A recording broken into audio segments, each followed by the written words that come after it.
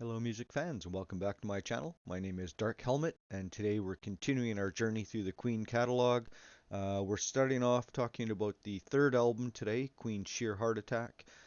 Queen had just gone through, from the release of Queen 1 until the release of Queen Sheer Heart Attack was like 16 months total. So we had a tremendous amount of Queen music out very early in their career. And there was reasons for this, of course. We'll get into that.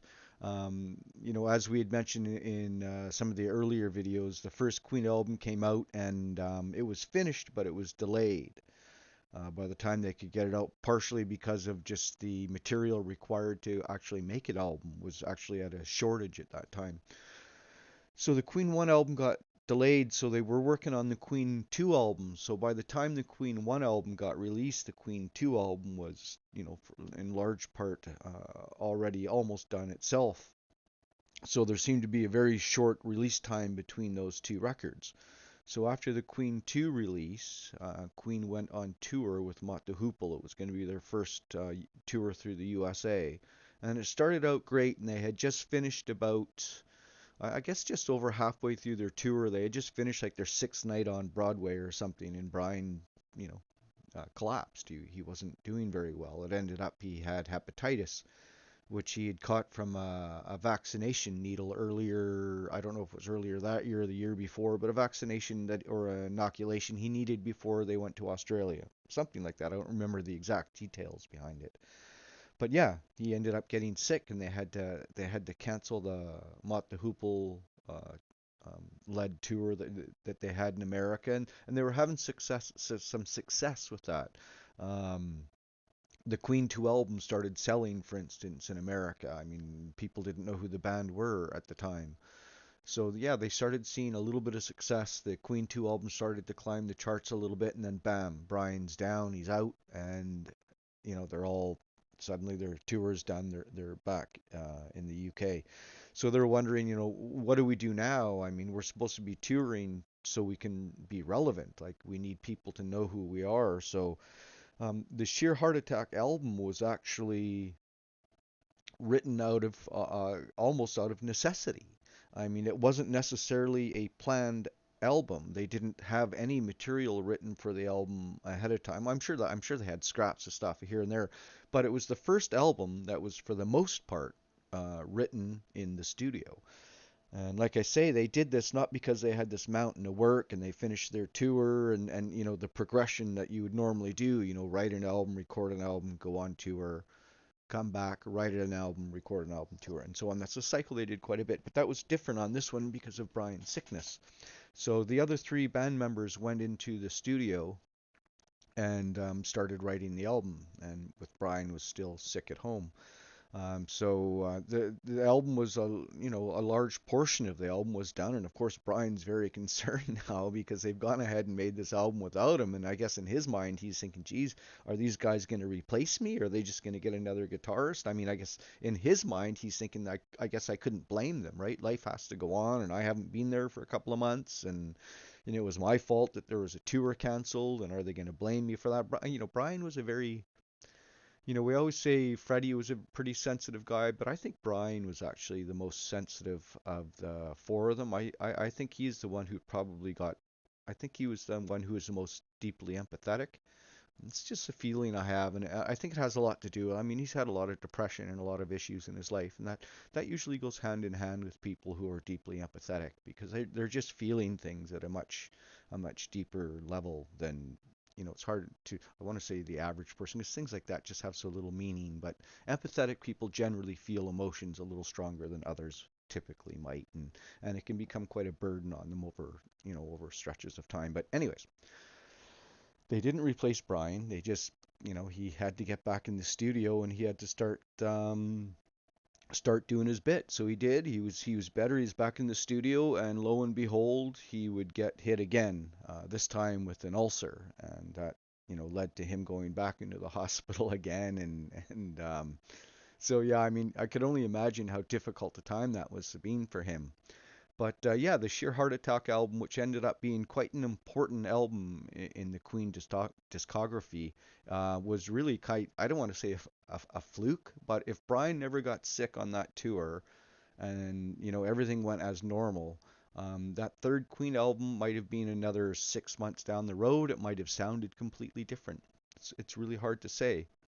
Um, so yeah, so you've had the Queen one album where they went in there and they had bits and pieces and piecemeal to kind of put an album together, and it just sounded tremendous. You could tell it was a little rough around the edges, but you could certainly hear some really incredible sounds coming out of that first album. And then they got some studio time for the Queen 2 album, and they went in there and they went over the top. But what it didn't do is it didn't bring them any um, financial success.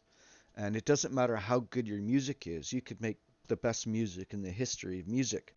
But if not enough people are buying it and it's not getting enough radio play, um, you know, uh, record companies aren't going to sign you. I mean, they're not going to give you money. Now, in the situation with Queen, of course, there was some financial issues with the manager. We'll get into that probably in the next album. Well, maybe a little bit with Flick of the Wrist, so we'll get into that. But anyways, yeah, they had to do something, and so I think they looked at their other two albums and thought, you know what, guys? I mean, we can give them everything, but I don't think they're quite ready for everything. I think Queen had to discover their sound, and I think Queen realized that. So I think when they went into the studio this time, they really and the fact that it was written in the studio, so they didn't have time to really overthink things. I think they had like 2 weeks.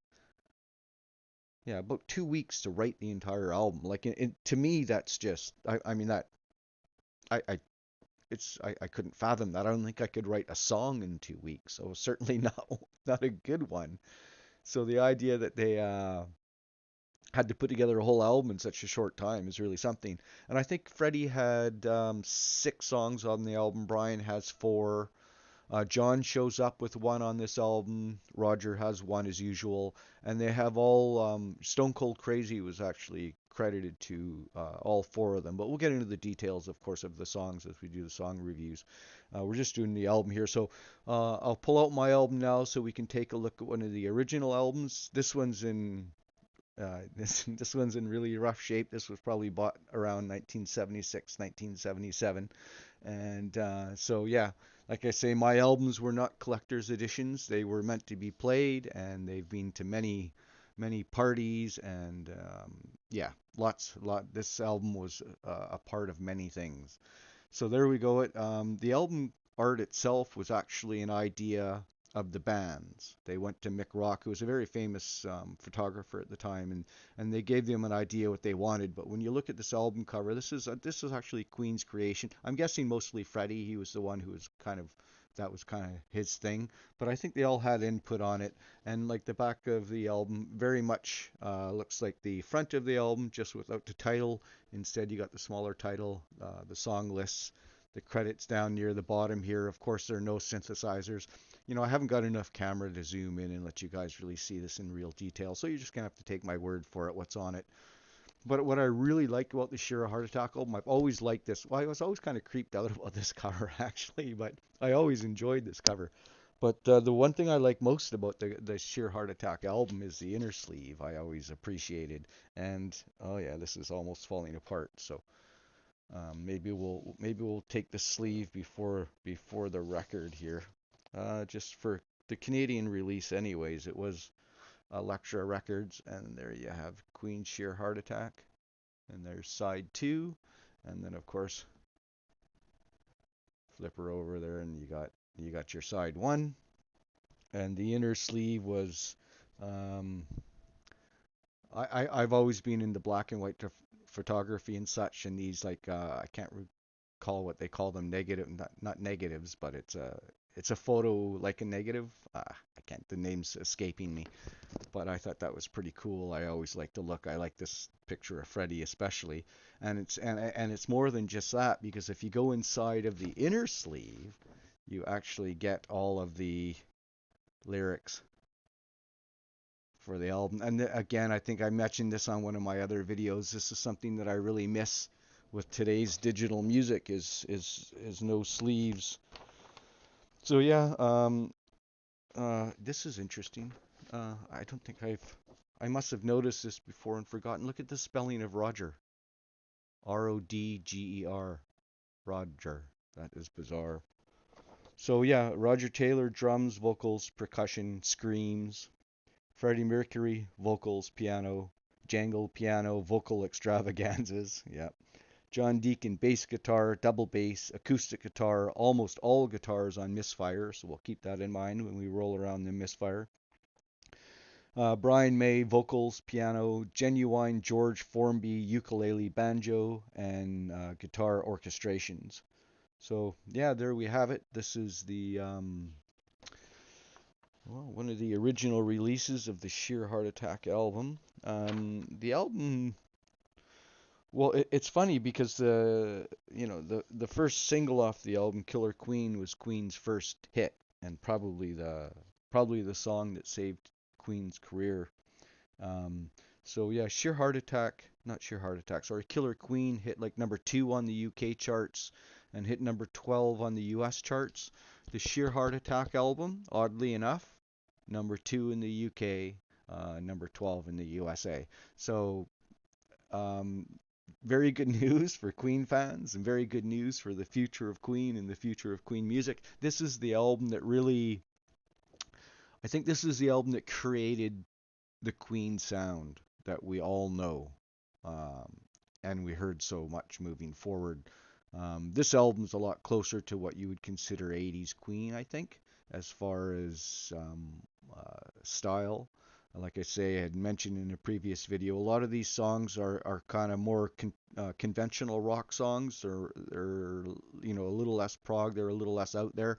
But another thing that Queen did with this album, though, that was different from the first two, is this is when they really started to kind of genre bend a little bit. They tried to experiment a little bit more about different sounds with that album. And again, I think that's because of the necessity and the rush of it and the fact that they had to write it in the studio. I think it kind of changed them to kind of simplify their sound a little bit. It's it's just hard to say. It's hard for me to use the word simplify in this case because there's still a lot of layering on this album because that's what Queen always did. The vocal layers and the guitar layers. There's still lots of that, but it wasn't quite as complicated um, as say Queen 2 was. Maybe it wasn't layered quite as deeply as Queen 2 was, but there's still a lot to hear on this album. There's a lot of nuance and a lot of fine touches. And so yeah, as we go through the album and through song by song, we'll break down a little more about that. I know this album is I think this was my brother's favorite album, at least. I mean, I don't know if it still is because like I say, my favorite albums change all the time, but if I was forced to pick one, I'd pick Queen 2. I think my brother would probably pick Sheer Heart Attack as his favorite if I recall correctly. He used to speak very highly of this album. It might have been his first album that he bought as well. I'm not sure. I'll have to ask him that. I think I'm going to try to get him to come on the channel. He does watch my reactions on occasion. He says he enjoys them, so perhaps I can convince him to come on one of these times, and we can, just talk about because he's got his own Queen stories, right? And he went to a concert that I never went to. I don't know if it was the 78 or the 77 tour that he went to, but he did go to I went to 1980. He didn't go to the 80 show. He went to the 78 or 77 show, and then we both went to the 83 show together. Um, but yeah, it'll be interesting to talk to him again just to get his impressions and his memories of his shows and all the things that he and how the Queen music relates to him and so on and so forth. So he's a very interesting person. Like me, I think he's a little shy, so it might be difficult to drag him in front of a camera. But perhaps one day he'll feel comfortable enough to join me on this because I'd really enjoy. I really like him too because he's got a far better memory than I do, and he knows a lot about Queen, and he is a huge Freddie Mercury fan, and just having his input in the channel would be really nice. So yeah, there we have it. Queen's Sheer Heart Attack, Queen's third album. This is a great album. It's gonna be fun to break down. A lot like Queen 2 album, they do have a trilogy, a nice little trilogy in this one to listen to. So we're going to try to listen to all those songs together. With the album release in 74, I mean, it would be tempting. I don't know what show will borrow from most for this one, but I think we might start bouncing around a little bit more to see where a lot of these songs are available. Um, Hammersmith probably is going to start showing up a little bit. 75 Hammersmith for some of the videos. We'll see. I mean, I don't know offhand. I can't even remember offhand. Uh, where all the how many of these songs are live and the best recordings and that. So it'll be fun to try to discover all that again as well. So there we have it. Brighton Rock will first song up. That should be coming in the next couple of days. I might even do it tonight. I don't know. I haven't decided yet. But for now, the Sheer Heart Attack album, number 3. This is going to be a great album. You're all going to love this one. Well, most of you already love the album, but you know what I mean. So yeah, we'll enjoy that journey together. Until then, or until that first video drops out, have yourself a great day. And yeah, we'll talk to you soon. Take care.